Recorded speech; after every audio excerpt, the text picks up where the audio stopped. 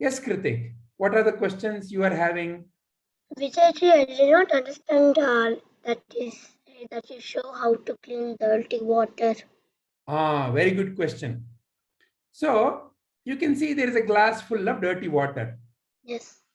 If I ask you a question, Kritik, how to clean the dirty water? I would filter. I will not allow you to pour the water out. Then how do you think you can clean the dirty water without? Filter it. Huh? Filter. What?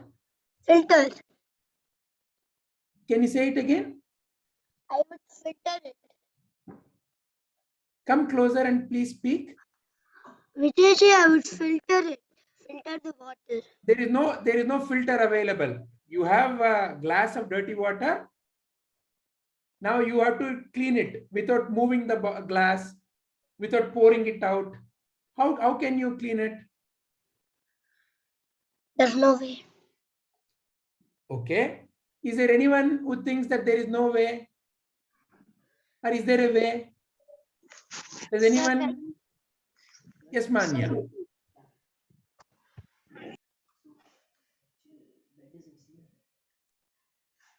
Like this, but now you can go. Manya, you want to say? It's over. Better say, I think. Okay. So, is it possible or not? Is there anyone who thinks it is possible? Sir, it is possible. Okay, Jigisha, how is it possible? Sir, if you keep that glass of water for some time, sir, the dirty materials all will come down. And if you filter that, keep it for some hours together, it will settle down so that you pour the water and that dirt will be settled there down. Okay, so one way is to just keep it without using. Now let me give you why I am giving the example of this glass of dirty water.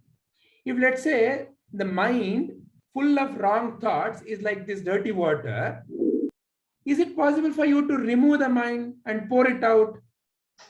No, sir. If that is the case, like in the case of the glass of dirty water, how to clean it? So the same question was asked to Swami Vivekananda once. And what he gave is an excellent answer that all of us can use to realize how to clean the mind. Very simple. You know what he said, Kritik? He said, okay, you have a glass of dirty water. Take clean water. Keep pouring clean water into the dirty water. Keep on pouring.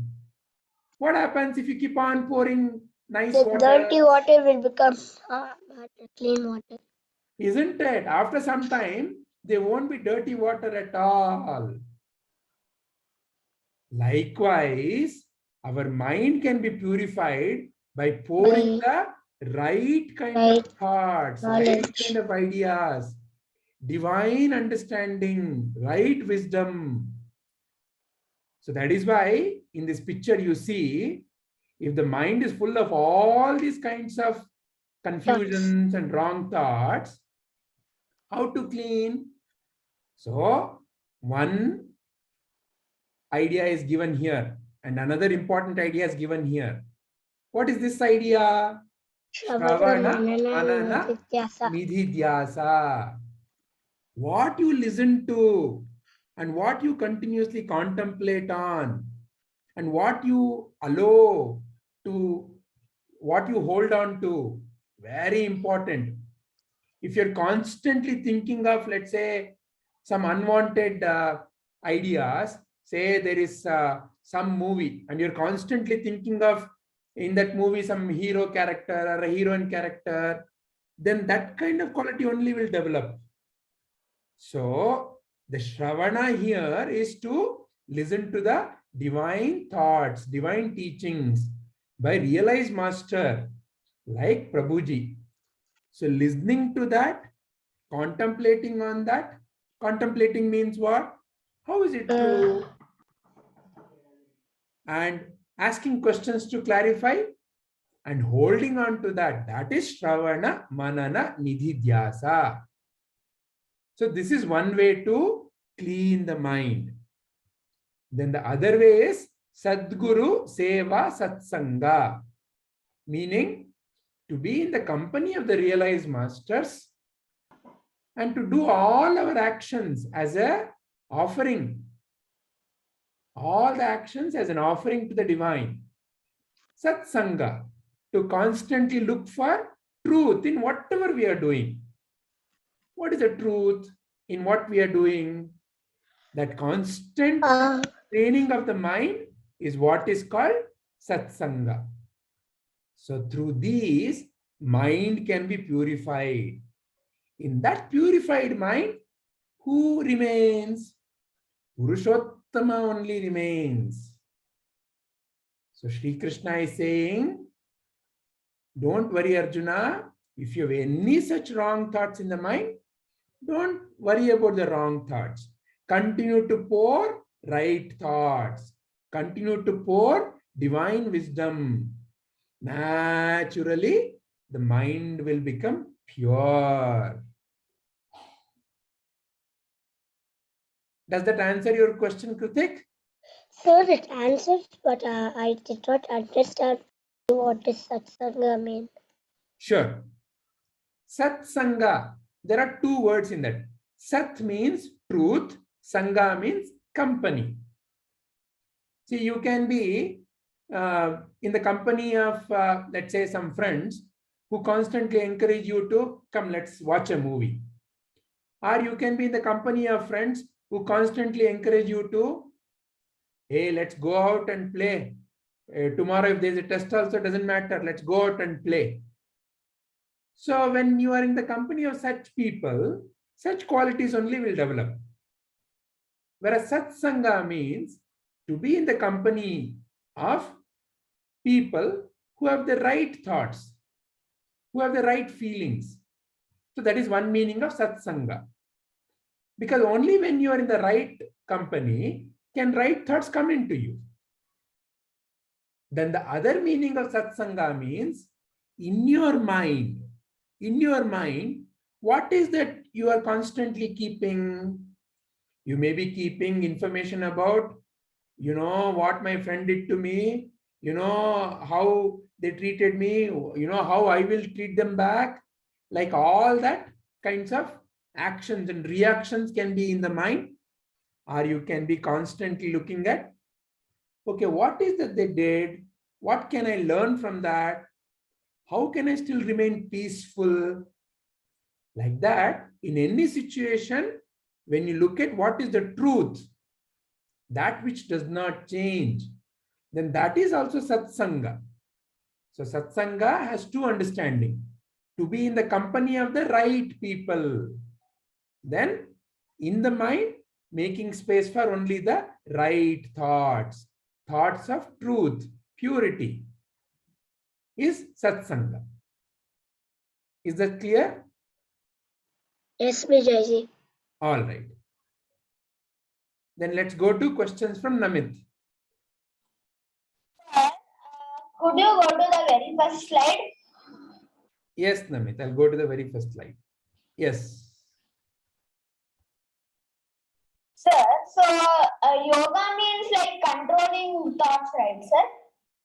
Yoga essentially means union. Yoga means to be in union. Two things which are separate are becoming one. So, I'll give you an example. Which subject you love the most? Sir, subject or language? Okay, language. Which language you love the most? I love Sanskrit. Sanskrit. So you can say, oh, I am in so love. I feel I am part of Sanskrit. So you love. When you love something, it is part of you. You have no irritation, anger, or you don't fight with it. It is part of you. It is like, which finger you like the most in your hand? I like all. You like all the fingers. You are in union with all the fingers. Is it only fingers, or is there any part of the body that you don't like? No, I like all. You are in union with everything. So like that, union, yoga means union. So we tend to be only, oh, I'm in union with everything. That is this body. But to be in union with everything around us is true yoga. Having no feeling of separation in the mind is yoga. Seeing the divine in everybody is yoga. So yoga truly means to be one. You feel the oneness with everyone around you. There is no sense of separation. That is the true meaning of yoga. Sir, then we do yoga and all, like Surya Namaskara, Pranayama and all. So what is it uniting? That is called as asana that you're doing. What you're doing is called as asana. Asana means some kind of a physical posture. So that physical posture that, see, right now also you're doing asana. What you're doing can be called as Chairasana. What is Namit is doing? Namit is doing Chairasana. What is Chairasana means? Sitting on the chair and then closing the video and then sleeping when the teacher is talking. No, that is not Chairasana. Chairasana is sitting on the chair, turning on the video, keeping the back erect and listening to the teacher is Chairasana. If you do Chairasana, what is the benefit you get?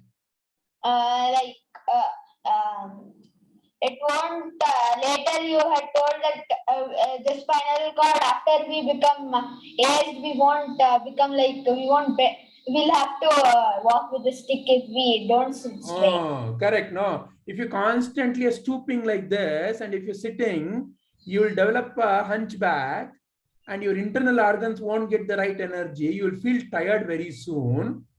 You will not understand what the teacher is saying. So keeping the back erect and sitting comfortably. So like that, asanas are essentially finding the right balanced way of doing anything in the world. Yes. How to stand comfortably is an asana. How to sit comfortably is an asana. Where to keep my hand, where to keep my leg is an asana. When I run around in my house with bare feet, how my energy is getting depleted and how to protect.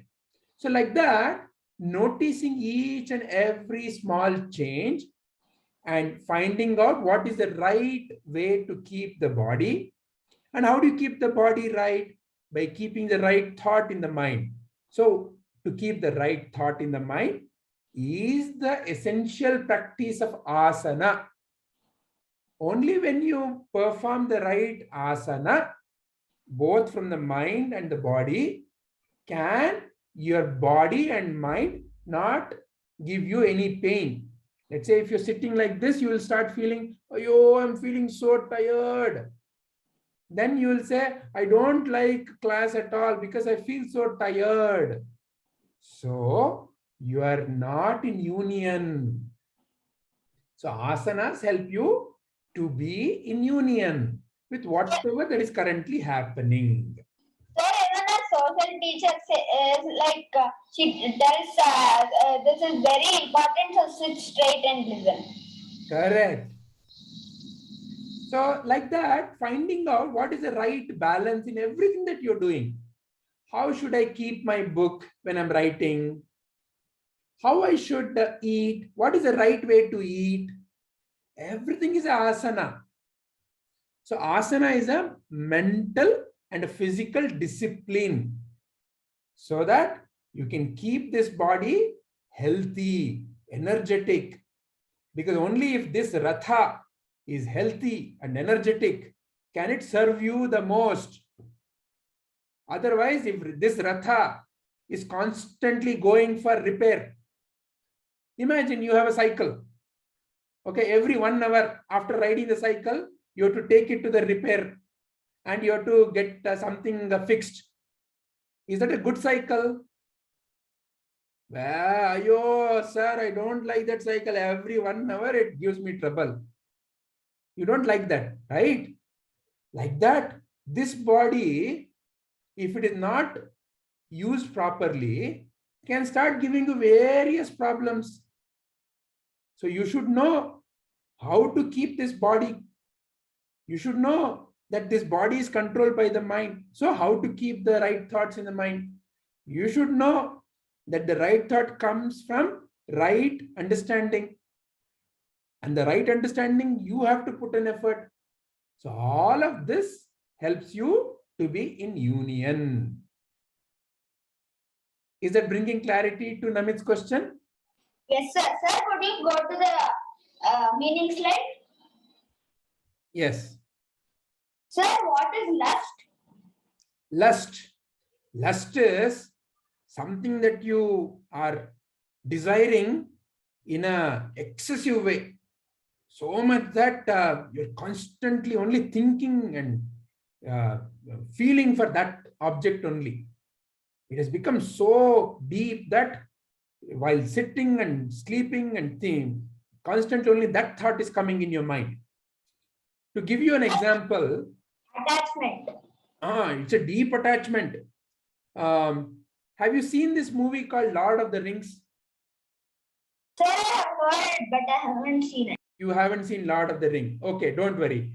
To give you another example, okay, let's take our Duryodhana. Duryodhana was constantly lusting after getting the kingdom. Meaning, he was constantly only thinking of how I can get this kingdom, how I can be the only king. So lust means a deep sense of attachment, and through that, they become so possessive about it, lustful. Is it bringing clarity? Yes, sir. Sir, what is prestige? Prestige. Prestige means sense of superiority.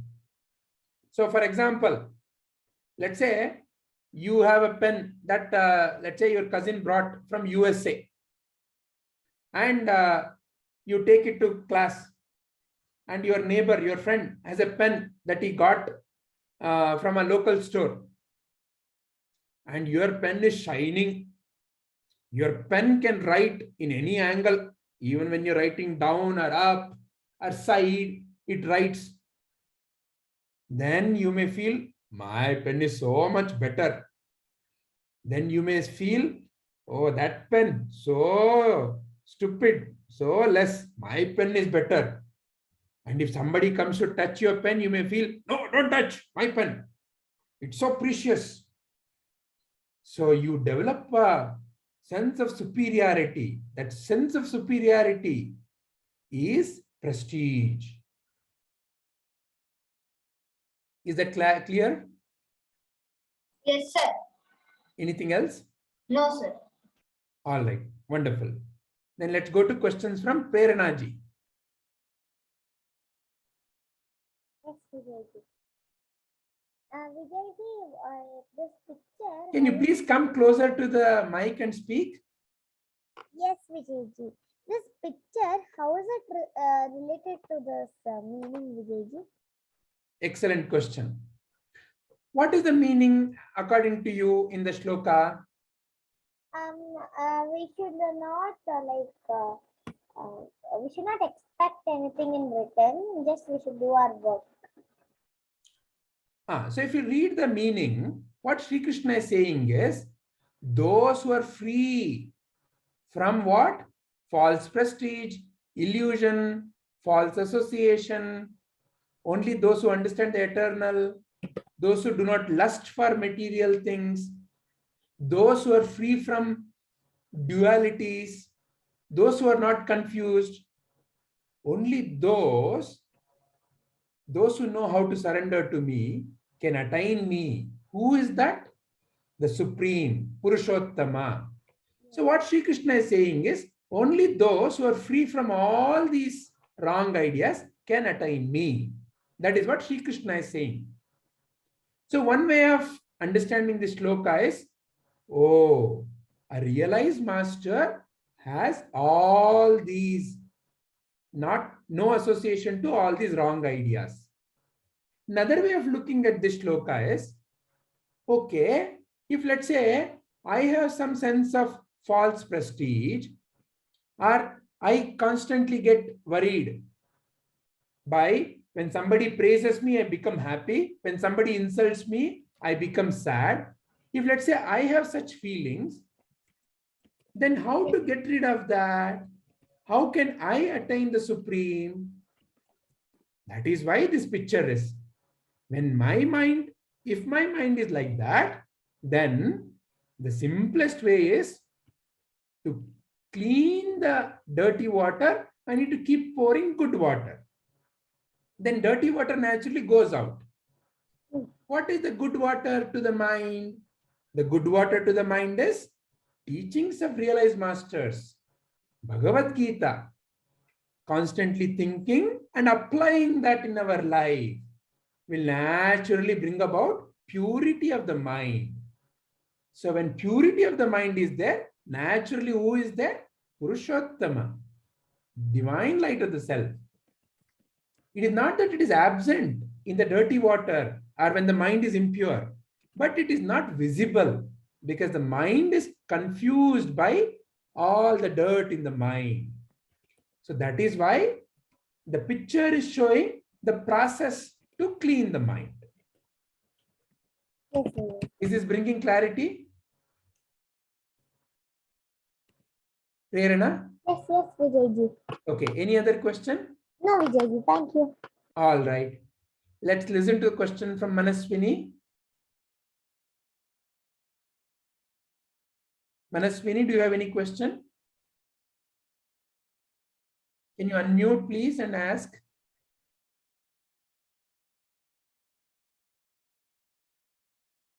Sir, what means ATTAIN?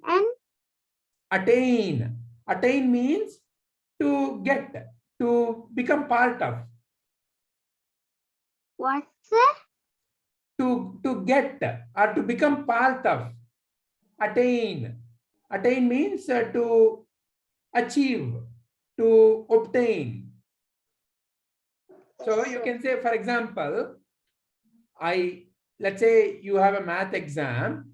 You can say, I studied very well.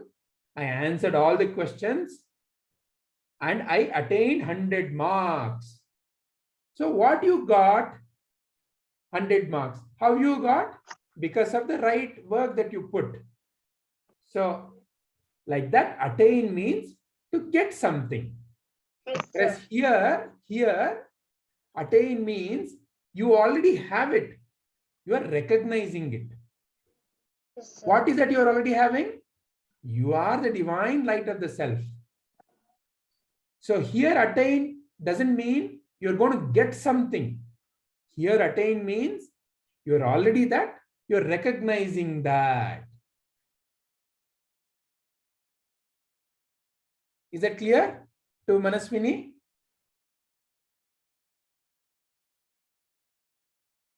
Any other question, Manaswini? All right. Then let's go to question from Sampriti. Sir, sorry for asking again, but I didn't understand what lust means. Lust. Lust means excessive attachment to something. So such attachment that they can fight for it. They can hurt somebody else. They want it. Without that, they cannot live.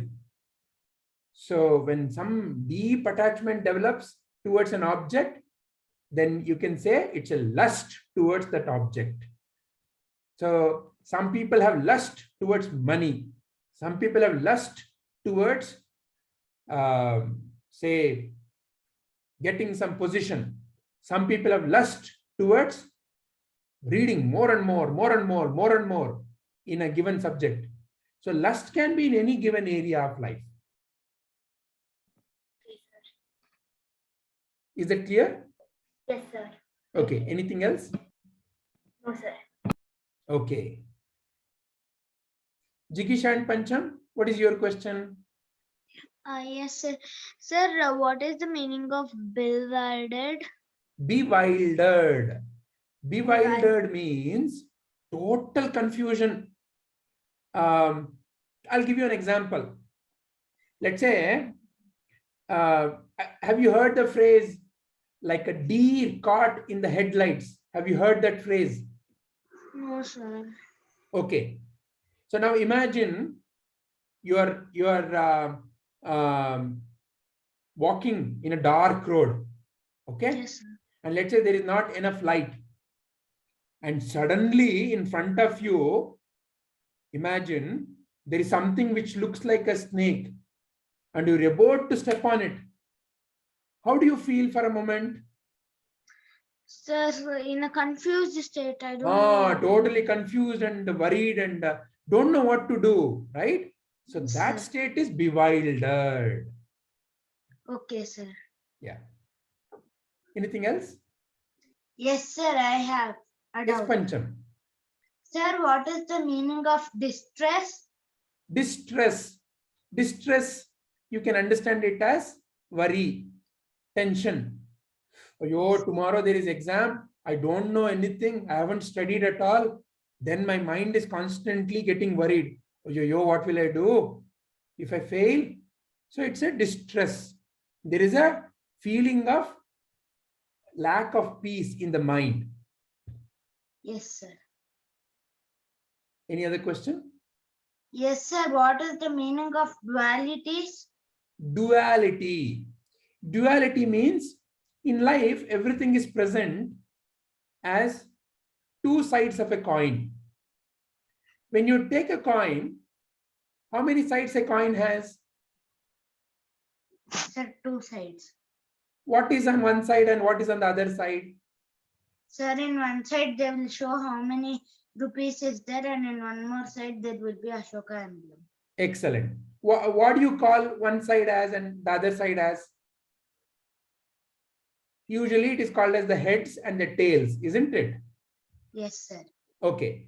So now if let's say I toss a coin, can I always get heads? No, sir. If I keep saying that I only want heads, I don't want tails, is it possible? No, sir. Like that, is it possible I say I only want day, I don't want night? No, sir. Is it possible to say I only want praises and no insults? No, sir. Is it possible to say I only want sweet and no bitterness? No, sir. Can I say I only want success and no failure? No, sir. See, all these things come in two. Where there is success, there may be failure also. Yes. What is success? Say I want to get 100 marks and I call getting 100 marks in a subject as success. Yes. It may so happen that I may not get 100. Then I may call it as failure, isn't it? Yes, sir. So wherever there is success, there is also failure. They are dual. They are always together. Whenever I want sweet, there is also something which is not sweet. So it is dual. With day comes night naturally. That is the way the nature is. So in life, when you notice like that, all these kinds of different phenomena exist as pair of two. Where there is head, there is tail. Where there is success, there is failure. Where there is a loss, there is gain. All these exist in pairs called dualities. Yes, sir. Is that clear? Yes, sir. Thank you, sir. Sure. Namit, you have any other question? Sir, not a question. Can I share my understanding? Yes. Now each one of you can share your understanding, starting with Namit only. So please raise your hands. Yes, Namit, go ahead. Sir, who are free from all these worldly things,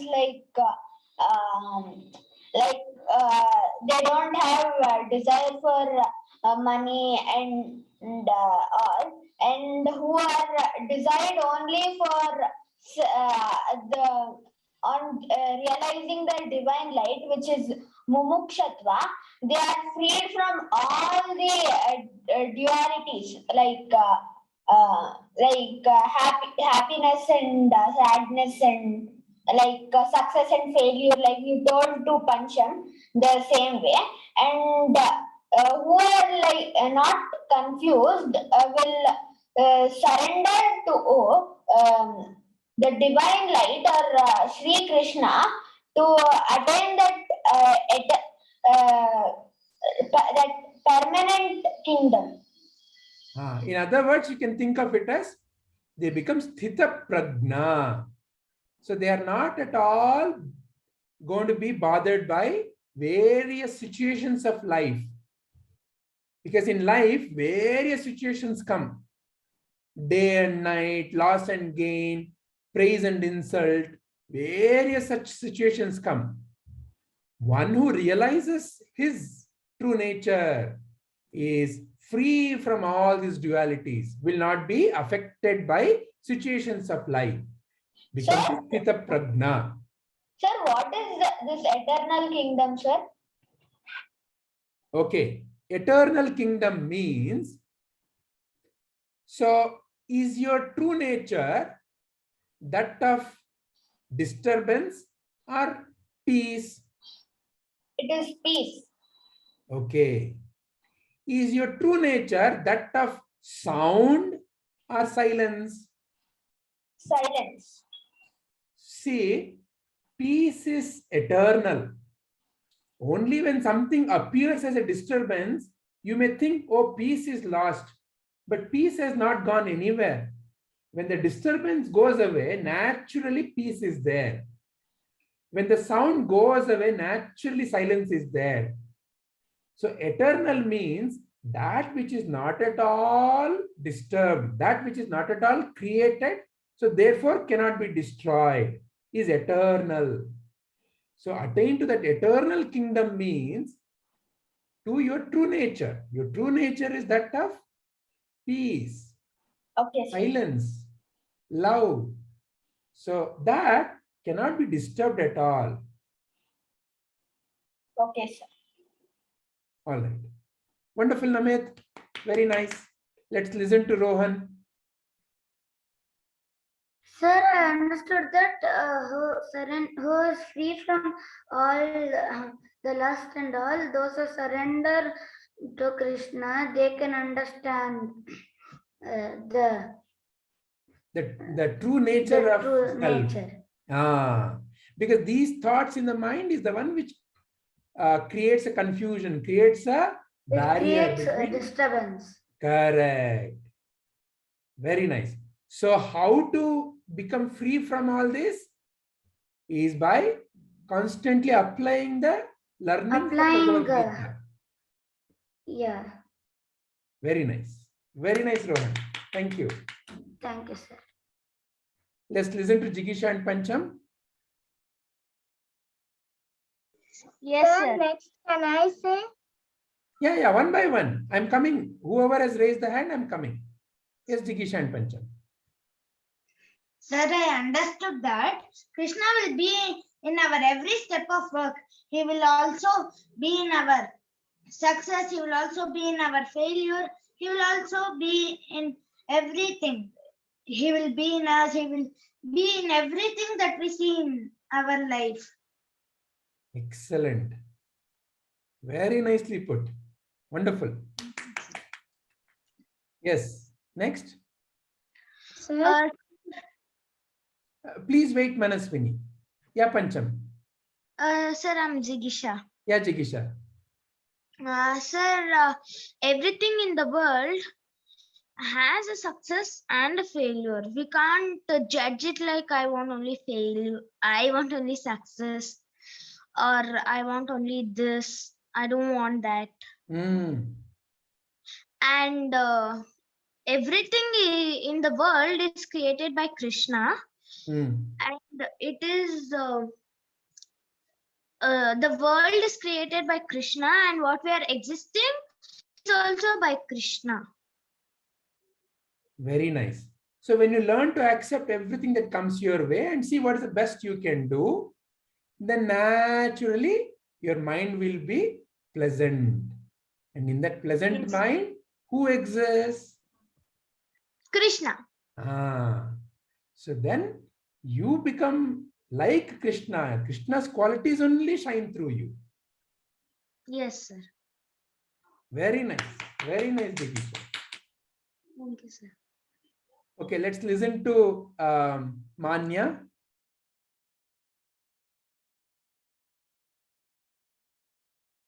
Is Manya there? Manya? All right, so we'll go to Manya because she's raised the hand. Next, let's listen to Prerana. Yes, we do.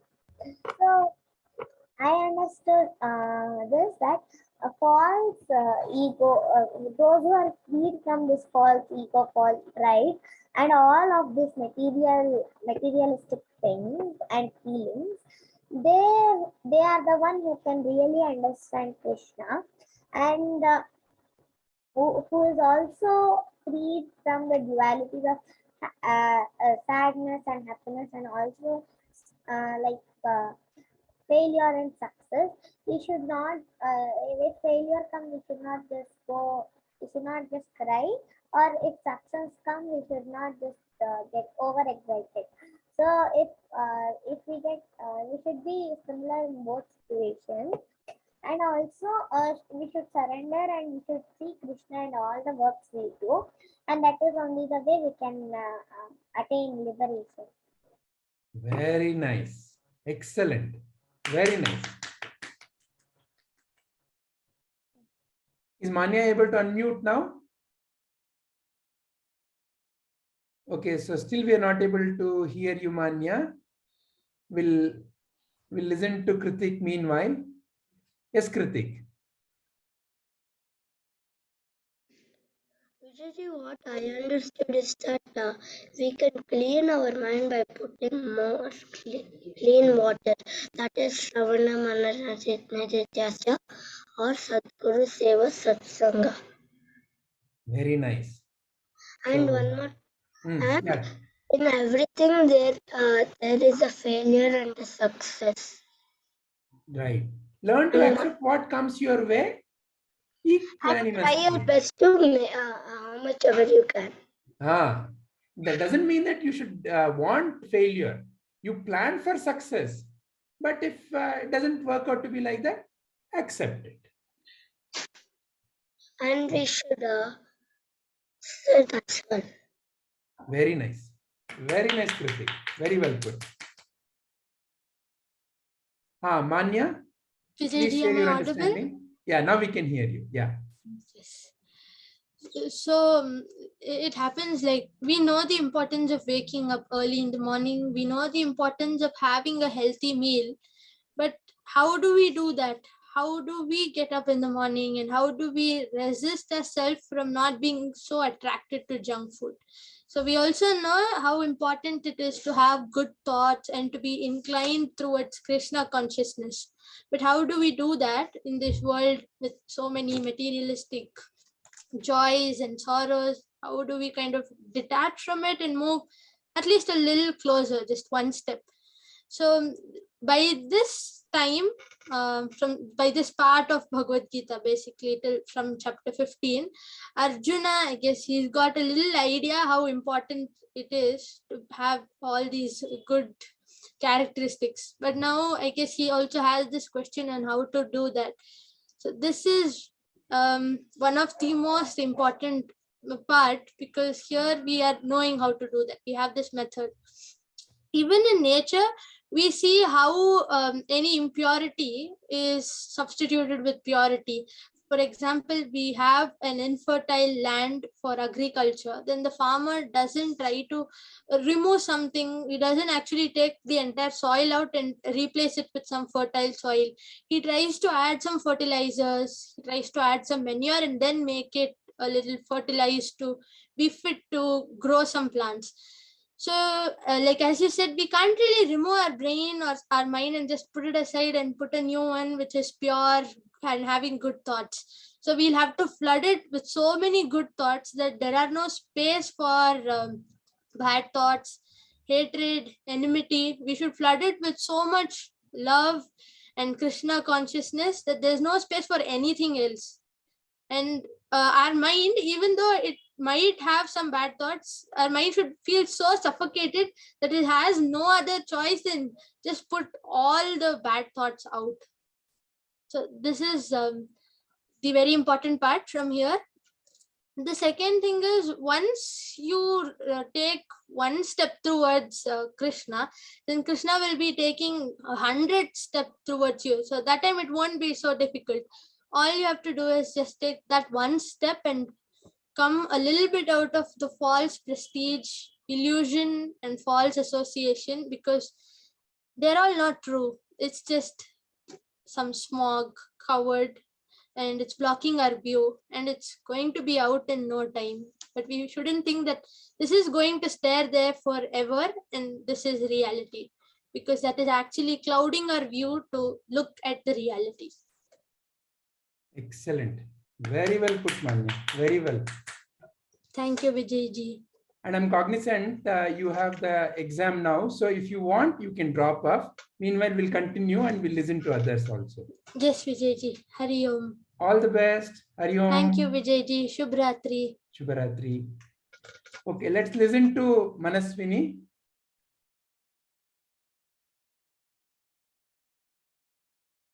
Can Manaswini unmute and speak? Sir, I understood that we are not the body, but we are the Atman. Very nice. And also, I understood that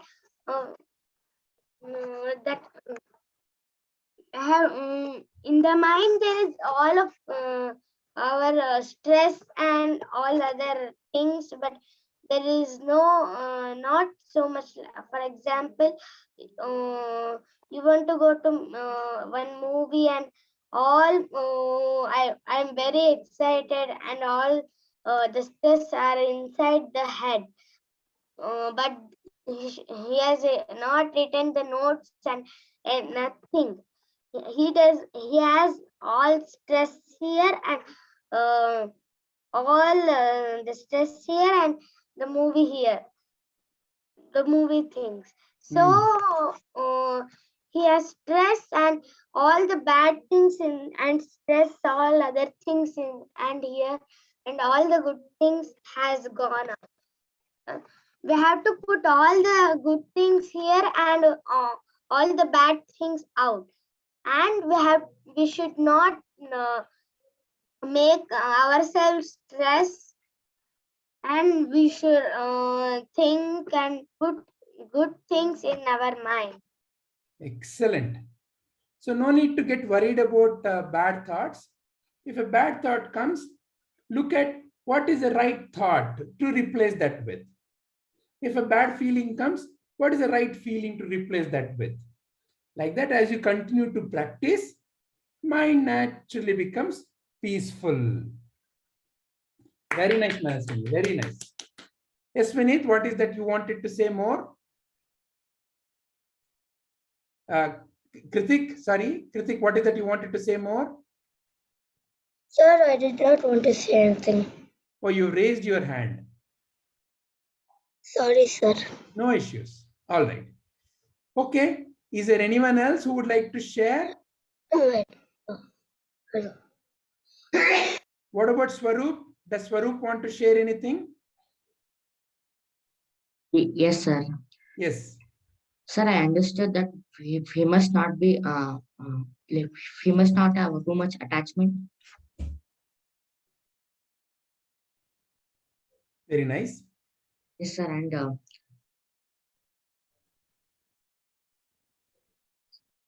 that's it, sir. Wonderful. Very nice. Very nice, Swaroop. Thank you. Is Anvi there? Does Anvi want to share? No, sir. All right. Are there any questions, Anvi? No, sir. Okay. Is the discussion clearer to Anvi? Sir, I do have a question. Yes, go ahead, Anvi. What does bewildered mean? Bewildered means a total confusion. Don't know what to do. That is a bewildered status. Okay, sir. All right. What about Sampriti? Does Sampriti want to share something? No, sir. All right. Rishi, do you want to share? Okay. Then let us end our today's contemplation.